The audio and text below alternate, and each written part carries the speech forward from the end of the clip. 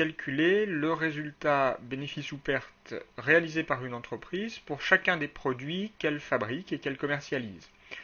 En effet, la comptabilité générale est insuffisante puisqu'elle ne donne que l'ensemble des charges et des produits pour une année donnée, sans les détailler par catégorie de produits. Donc nous allons appliquer cette méthode dans le cas d'une entreprise industrielle, c'est-à-dire une entreprise qui fabrique les produits qu'elle vend.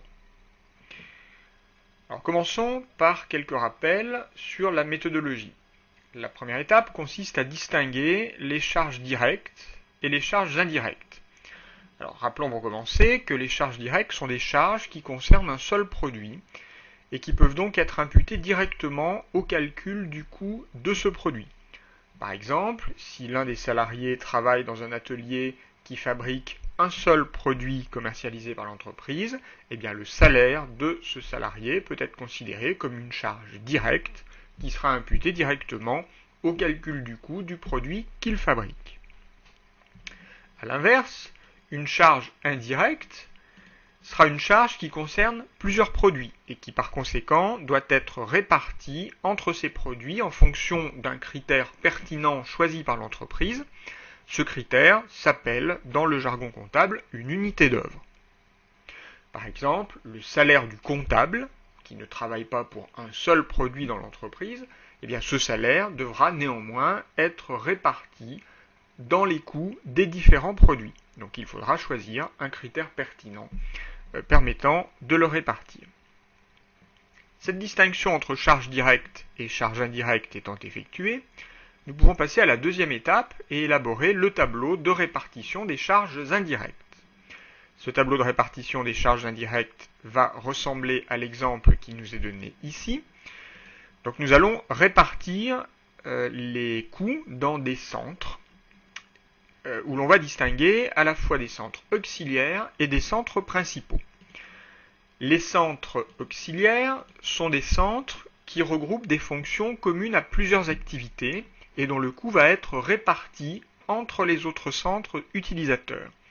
Par exemple, les services administratifs de l'entreprise travaillent pour l'ensemble de l'entreprise et fournissent des prestations aux services approvisionnement, à la distribution et aux ateliers. Donc nous allons répartir les coûts de ce service administration dans ces autres centres. Bon, même chose dans notre exemple ici pour le centre entretien. Les centres principaux, eux, bien, ce sont les centres dont les coûts seront affectés au coût des produits. Donc, dans notre exemple, le service approvisionnement va servir à calculer le coût d'achat des matières premières achetées. Les centres de fabrication, c'est-à-dire ici les deux ateliers, vont nous servir à calculer le coût de production des produits fabriqués. Et notre centre de distribution va nous servir, quant à lui, à calculer le coût de revient des produits vendus.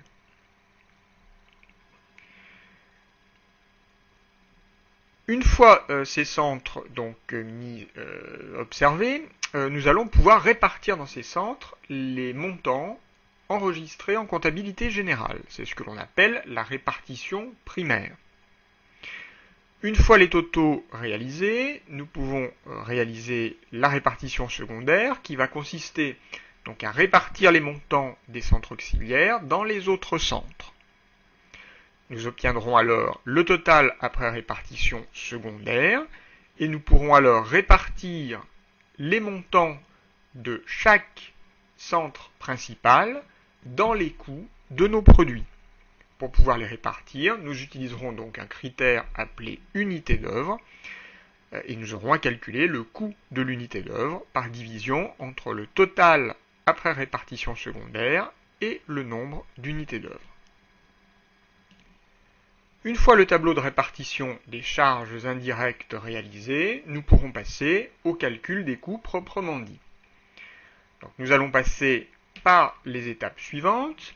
Tout d'abord, il faudra calculer le coût d'achat des matières premières achetées.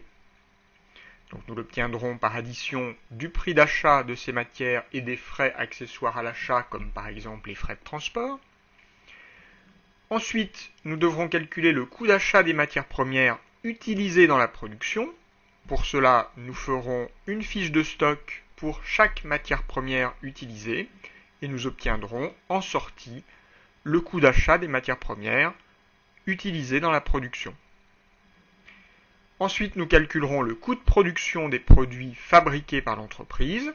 Pour cela, nous reprendrons le coût d'achat des matières premières utilisées auxquelles nous rajouterons d'autres charges de production. Puis, nous ferons les fiches de stock des produits finis de manière à pouvoir déterminer le coût de production des produits vendus. Il correspondra alors à nos sorties de stock de produits finis. Et enfin, nous pourrons calculer le coût de revient des produits vendus en ajoutant au coût de production des produits vendus le coût hors production, c'est-à-dire l'ensemble des frais concernant la distribution et l'administration. Lorsque nous aurons déterminé le coût de revient de chacun de nos produits, nous pourrons enfin calculer le résultat analytique en faisant la soustraction du chiffre d'affaires, c'est-à-dire nos ventes, moins le coût de revient des produits vendus. Et nous pourrons ainsi déterminer si chacun de nos produits est rentable. Pour pouvoir concrétiser tous ces calculs, nous allons partir de la situation suivante. Une entreprise industrielle du nord de la France, l'entreprise Ch'ti, s'est spécialisée dans la fabrication de produits finis qu'elle vend à des grossistes. À partir de deux matières premières, M1 et M2, elle produit deux modèles de produits finis, l'un codifié P1, exclusivement à base de matière M1, l'autre codifié P2, exclusivement à base de matière M2. Les matières premières achetées au mètre sont traitées successivement dans trois centres de production, le centre de découpe, le centre de teinture et le centre de finissage, d'où sortent les produits finis. Le chef comptable de l'entreprise a retenu la méthode des centres d'analyse pour déterminer le bénéfice unitaire réalisé sur chaque modèle vendu. On nous donne l'extrait du tableau de répartition des charges indirectes du mois d'avril, qui est le mois sur lequel nous allons faire nos calculs. Les totaux secondaires ont déjà été réalisés. Par conséquent, nous n'avons ici que des centres principaux dont nous allons répartir le coût entre nos différents produits P1 et P2. Les unités d'œuvre, donc les critères de répartition, nous sont également donnés. En outre, on nous précise que nous disposons des informations suivantes. Donc le stock au 1er avril, donc nous avons des matières premières M1 et M2 en stock, ainsi que des produits P1 et P2. Nous savons qu'au cours du mois d'avril, les achats de matières premières s'élèvent à 61 700 mètres de M1 à 80 centimes d'euros le mètre et 40 000 mètres de M2 à 50 centimes le mètre. Les stocks de matières premières et de produits finis seront évalués selon la méthode du coût moyen unitaire pondéré. Donc cette information nous servira à élaborer nos fiches de stock. On nous précise également quelles sont les charges directes de production relatives à chacun des modèles. Donc nous avons des matières premières et de la main-d'œuvre directe. Les heures machines de l'atelier découpe sont à répartir à raison de 350 heures pour le modèle P1 et 250 heures pour le modèle P2. Les coûts hors production, c'est-à-dire les centres administration et distribution, sont imputés à raison de 100 euros de chiffre d'affaires. Donc on fait le tableau de répartition des charges indirectes. Au cours du mois d'avril, 2200 produits P1 et 800 produits P2 ont été fabriqués, et durant la même période, les ventes se sont élevées à 2400 produits P1, donc vendus à 150 euros l'unité, et 1000 produits P2 vendus à 130 euros l'unité. Donc à partir de ces informations, nous allons pouvoir mettre en application la méthodologie que nous avons expliquée précédemment. Donc première étape, nous allons devoir terminer le tableau de répartition des charges indirectes. Alors commençons par le centre gestion des approvisionnements. Donc l'unité d'œuvre est le mètre de matière achetée. Alors combien a-t-on acheté de mètres de matières premières? Nos matières premières sont M1 et M2. Nous avons acheté 61 700 mètres de M1, 40 000 mètres de M2. Il suffit de faire l'addition. Cela nous donne 101 700 mètres. Donc je reporte ce chiffre dans mon tableau. J'obtiens mon coût d'unité d'œuvre en prenant le total secondaire et en le divisant par le nombre d'unités d'œuvre, et j'obtiens 40 centimes d'euros. Que signifie ce chiffre? Eh bien, il signifie que pour chaque mètre de matière achetée, nous dépensons 40 centimes de charges indirectes dans le centre gestion des approvisionnements, donc charges indirectes qu'il faudra bien évidemment inclure dans le calcul de notre coût d'achat des matières premières. Pour l'atelier découpe, l'unité d'œuvre est l'heure machine. Alors, combien a-t-on utilisé d'heures machine pour l'atelier découpe? Nous avons l'information ici, 350 heures pour le modèle P1, 250 pour le modèle P2. Nous faisons l'addition, nous trouvons donc 600 heures. Mon coût d'unité d'œuvre est égal à 81 450 divisé par 600 et j'obtiens 135,75 €.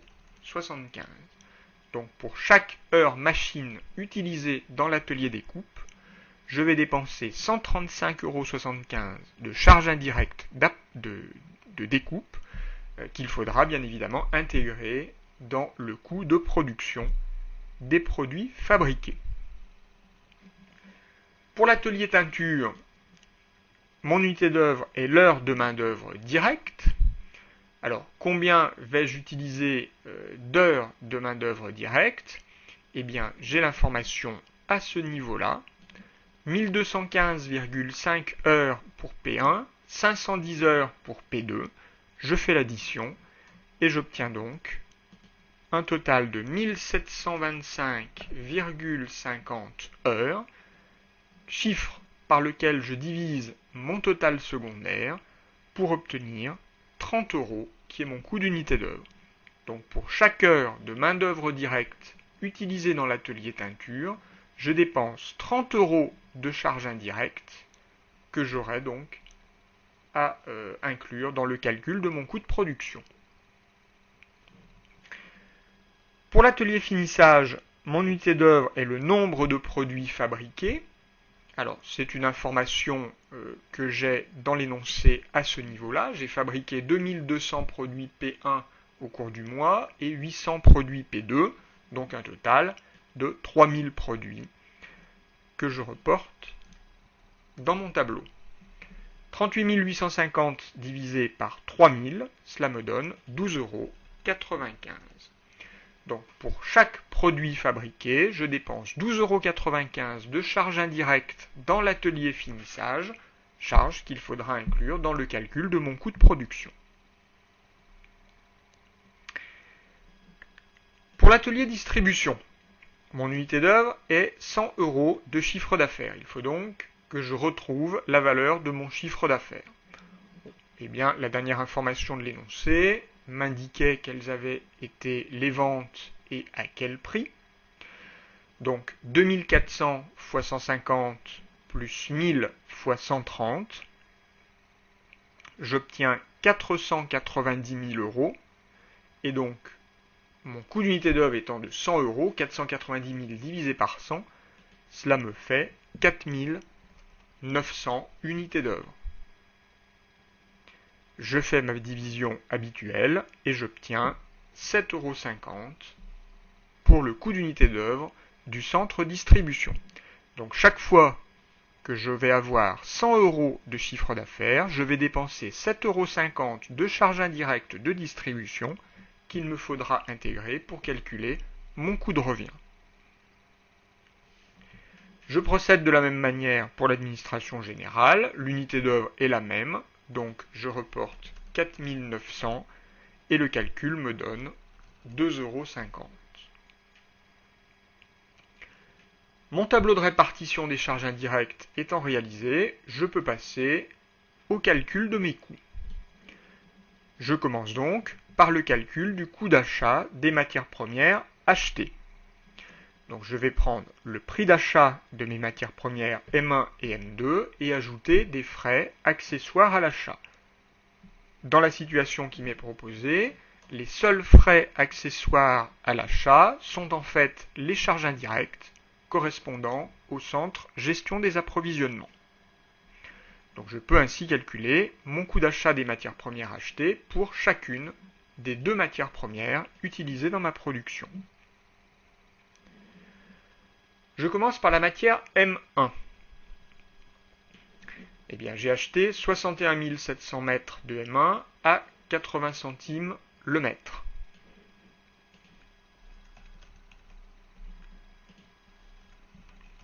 Cela me fait un total de 49 360. Pour la matière M2, je trouve l'information au même endroit dans l'énoncé. J'ai 40 000 mètres à 50 centimes d'euros le mètre.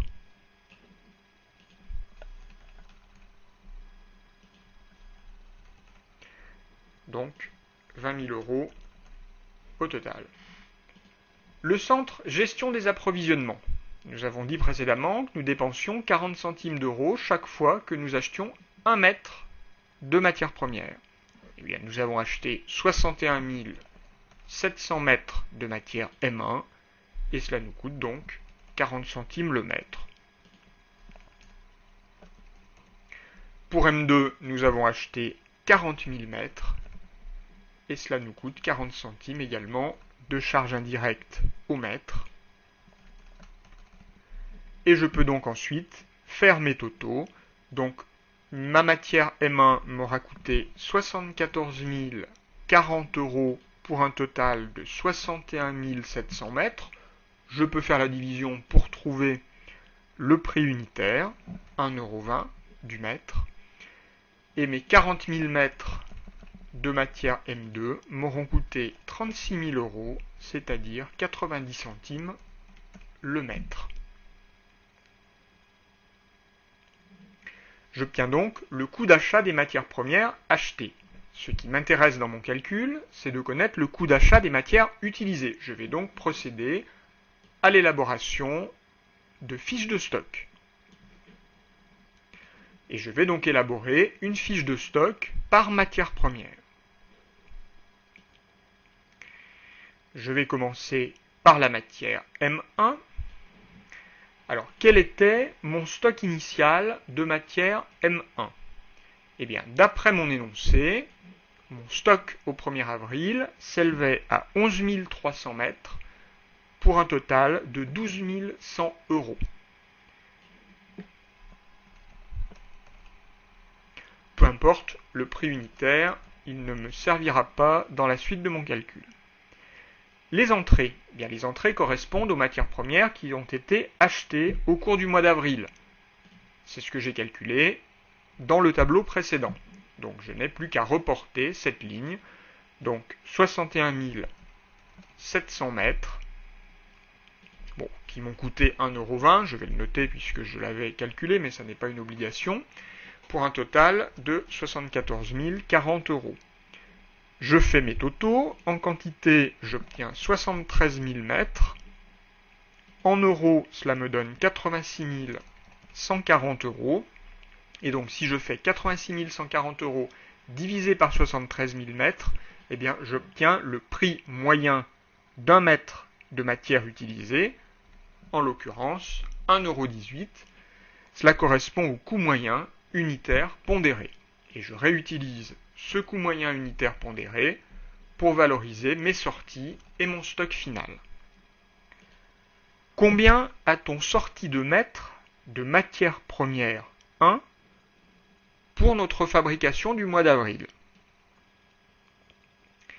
Eh bien, c'est une information que nous avons à ce niveau-là dans notre énoncé. Nous avons utilisé, consommé 65 000 mètres de matière M1. Donc je reporte ce chiffre en quantité sortie des stocks. Cela me fait un total de 76 700 euros et il va me rester donc par conséquent 8 000 mètres en stock pour un total de 9 440. Je peux revérifier rapidement les totaux de mes colonnes. J'ai bien 73 000 ici comme dans la colonne de gauche et j'ai bien ici 86 140 comme dans la colonne de gauche. Évidemment, le coût moyen reste à 1,18. De la même manière, je peux faire ma fiche de stock pour la matière M2. En l'occurrence, j'avais ici 8000 mètres à 60 centimes en stock initial. Et j'ajoute donc en entrée mes calculs de l'étape précédente, à savoir 40 000 mètres à 90 centimes pour un total de 36 000 euros. Cela me donne donc un total de 48 000 mètres qui m'auront coûté 40 800 euros, ce qui me donne un coût moyen unitaire pondéré de 85 centimes que je reporte dans l'autre partie du tableau. Combien ai-je sorti de mètres de matière M2 pour ma fabrication du mois? Eh bien, j'en ai sorti 30 000 mètres.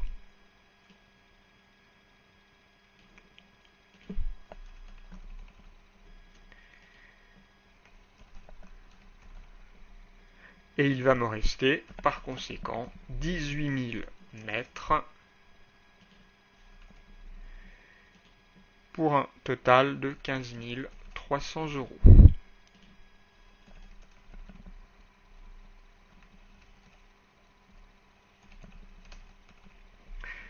Par conséquent, mes fiches de stock me permettent de connaître ici pour la matière M1 et là pour la matière M2 le coût d'achat des matières premières utilisées, c'est-à-dire des matières premières sorties des stocks pour être transformées.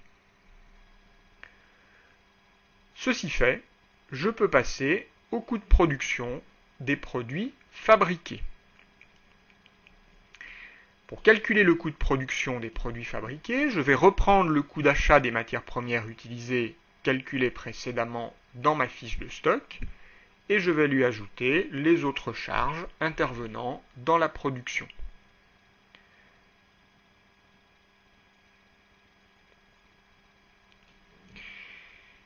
Et je vais donc faire ce calcul pour mes deux produits, P1 et P2. Alors, quel est le coût d'achat des matières premières utilisées P1? Eh bien, je vais l'avoir tout simplement ici, dans ma fiche de stock, en sortie. Donc, je vais pouvoir recopier 65 000 mètres à 1,18 € pour 76 700 euros. De la même manière pour P2, j'aurais sorti 30 000 mètres à 85 centimes.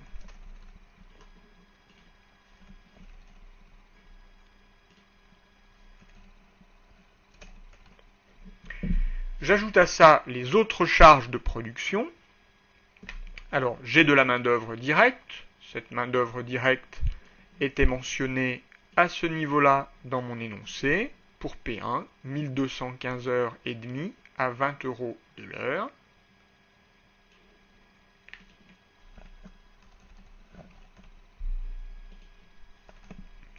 Cela me donne 24 310 euros. Et de la même manière, je complète la partie concernant P2, 510 € à 20 € de l'heure également. Il s'agissait ici d'une charge directe. Il faut que j'ajoute ensuite les charges indirectes, donc les ateliers découpe, teinture et finissage, qui étaient dans mon tableau de répartition des charges indirectes. Je commence par l'atelier découpe. Donc nous dépensons 135,75 € chaque fois que nous utilisons une heure machine. Combien a-t-on utilisé d'heures machine dans l'atelier découpe pour P1? Eh bien l'information nous était donnée ici. Nous avons utilisé 350 heures. Et nous en avons utilisé 250 pour le modèle P2. Par conséquent, dans mon tableau, j'aurai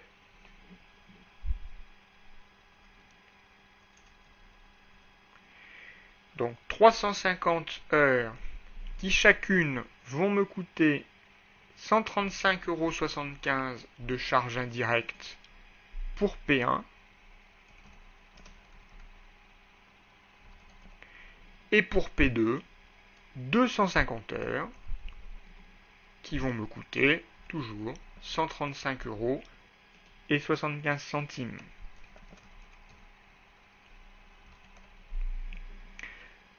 Pour le centre teinture, je vais procéder de la même manière.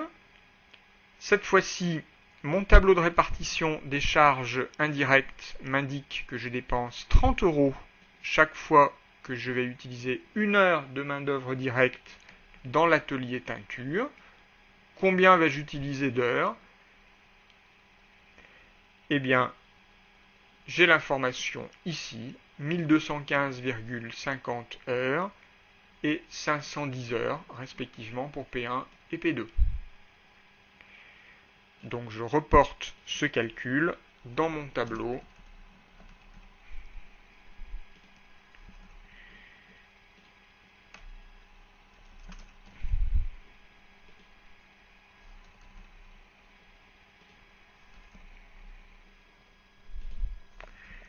Il me reste à traiter le centre finissage. Pour ce centre, nous avons trouvé ici que nous dépensions 12,95 € chaque fois que nous allions fabriquer un produit. Eh bien, combien a-t-on fabriqué de produits? Nous en avons fabriqué 2200 de la référence P1 et 800 de la référence P2. Donc, dans mon tableau, je fais ma multiplication. 2200 produits P1 qui me coûte 12,95 € de charge indirecte dans l'atelier finissage et 800 produits P2 qui vont me coûter la même chose. Ceci fait, je peux faire l'addition de mes coûts. J'obtiens pour P1 213 387,50. Alors, ceci pour un total de 2200 produits. Quant à mes 800 produits P2, eh bien, ils m'auront coûté 95 297,50 €. Une fois le coût de production des produits fabriqués calculé, je vais pouvoir en déduire le coût de production des produits vendus. Pour le faire, je vais devoir, comme indiqué dans ma méthodologie, réaliser une fiche de stock pour chacun de mes produits finis. Nous allons donc commencer par le produit P1.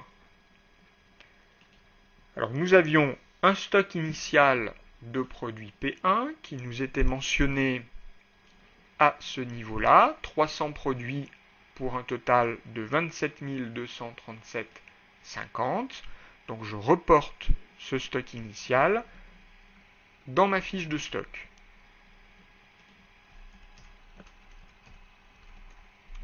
À ce stock initial s'ajoutent les produits fabriqués au cours du mois dont j'ai calculé le coût de production dans l'étape précédente. Donc j'ai fabriqué 2200 produits P1 pour un total de 213 387,50.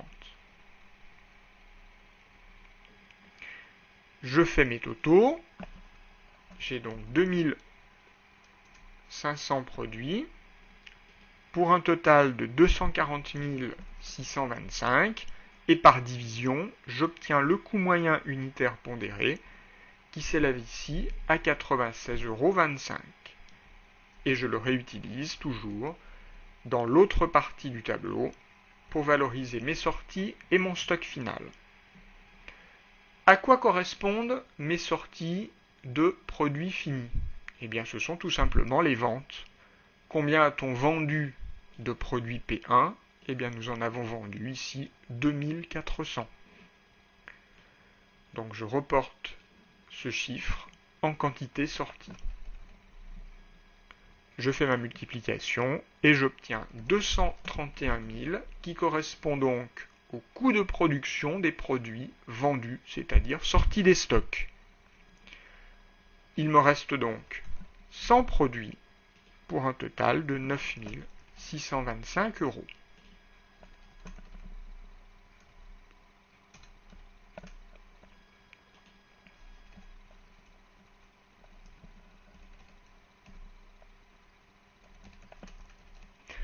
Je procède de la même manière avec le produit P2.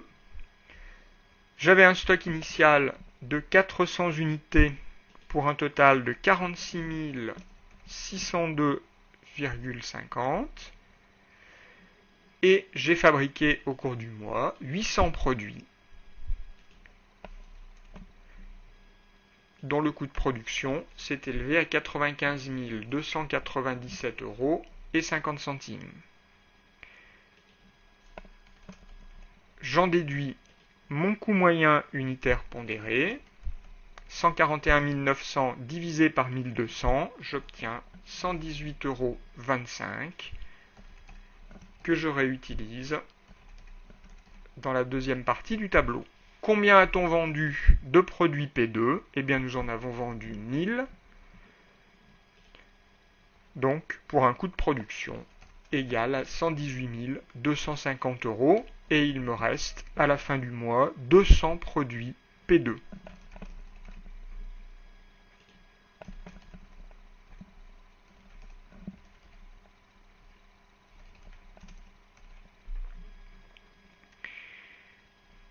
Une fois calculé le coût de production de mes produits P1 et P2 vendus, je peux arriver à l'étape suivante qui va consister à calculer le coût de revient des produits vendus. Ce coût de revient des produits vendus sera égal au coût de production des produits vendus, donc que j'ai calculé dans ma fiche de stock en sortie, auquel nous allons rajouter les coûts hors production, c'est-à-dire l'ensemble des charges qui ne sont pas intervenues dans la fabrication des produits. Pour le cas qui nous intéresse, eh bien, ces coûts hors production se limitent au centre distribution et au centre administration générale. Donc, dans mon calcul, je vais commencer par reporter le coût de production des produits vendus que je retrouve donc ici dans mes fiches de stock. Donc pour P1, 2400 unités à 96,25 pour un total de 231 000. Et pour P2, 1000 unités fois 118,25 pour un total de 118 250. Le centre distribution. Nous avions dit tout à l'heure dans notre tableau de répartition des charges indirectes que nous dépensions 7,50 € chaque fois que nous avions 100 € de chiffre d'affaires. Alors, quel a été le chiffre d'affaires des produits P1? Eh bien, 2400 produits vendus à 150 €, cela nous fait 360 000 €. Donc, combien de fois a-t-on 100 € dans 360 000 €? Eh bien, la réponse est 3600 fois. Donc, nous allons dépenser 3600 fois 7,50 € dans le centre distribution. Et de la même manière, le chiffre d'affaires de nos produits P2 s'élève à 130 000 €. Donc, nous avons 1300 fois 100 €, donc fois 7,50, pour un total de 9 750 €. Pour le centre administration, eh bien, l'unité d'œuvre était la même. En revanche, le coût d'unité d'œuvre est de 2,50 €. Donc, le calcul sera similaire. Nous aurons 3600 fois 2,50 € pour les produits P1. Et nous aurons 1300 fois 2,50 € pour les produits P2. Par conséquent, si je fais les additions, mes 2400 produits P1 vendus m'auront coûté 267 000 € toutes charges confondues, ce qui me fait un coût de revient unitaire de 111,25 €. Quant à mes 1000 produits P2 vendus, ils m'auront coûté 131 250 €, soit 131,25 € l'unité. Il me reste, et ce sera la dernière étape, à calculer le résultat analytique réalisé sur chacun des produits, donc par soustraction entre les ventes de ces produits et le coût de revient que je viens de calculer. Commençons par les produits P1. Le chiffre d'affaires, eh bien, nous l'avons dit précédemment, nous avons vendu 2400 produits P1 à 150 € pour un total de 360 000 €. Et nous avons vendu 1000 P2 à 130 €. Et nous allons donc retrancher de ces chiffres le coût de revient calculé dans l'étape précédente. Donc pour P1, 111,25 € de coût de revient unitaire. Et pour P2, 131,25 € pour un total de 131 250. Donc par soustraction, chiffre d'affaires moins coût de revient, nous obtenons le résultat qui est de 93 000 € pour P1, donc un bénéfice, et de moins 31 250 pour P2, c'est-à-dire une perte. Il nous reste à diviser par le nombre de produits vendus, 2400 pour P1, de manière à obtenir le résultat unitaire, et je divise par 1000 pour P2, pour obtenir également le résultat unitaire. Quelle conclusion puis-je tirer de ces calculs? Eh bien, tout d'abord, j'observe que les produits P1 ont entraîné un bénéfice de 93 000 € sur la période, alors que les produits P2 ont entraîné une perte de 31 250 €. Donc, il me faudrait maintenant me demander si l'intérêt de mon entreprise est de continuer